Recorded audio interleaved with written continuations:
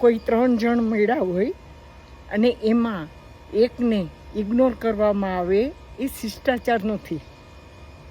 અને જ્યારે સમૂહમાં મળ્યા હોય અને ત્યારે કોઈ એક વ્યક્તિને ટાર્ગેટ કરી અને એને એકલતા અનુભવાય એવું વર્તન કરવામાં આવે એ પણ એક સૂક્ષ્મ મર્ડર છે.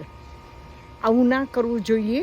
બેઝિક આપણી જવાબદારી છે કે એને આપણી વાતમાં ઇન્વાઇટ કરવા જોઈએ કે તમારા આ બાબતમાં શું વિચાર છે, કે તમે આમાં શું તમારું મંતવ્ય છે, એવું કરી અને એને પણ આપણી વાતમાં ઇન્વોલ્વ કરવા જોઈએ.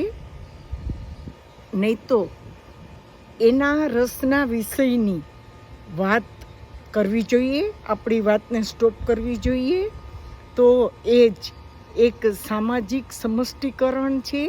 અને એ રીતે પણ આપણે કોઈને ઇન્સલ્ટ કરવાનો કે ઇગ્નોર કરવાનો કે એને એકલા પાડી દેવાનો એ જે બેઝિક આપણી જવાબદારી હોય છે એમાંથી આપણે દૂર થઈ રહ્યા છીએ. હે ને બાત મેડમ?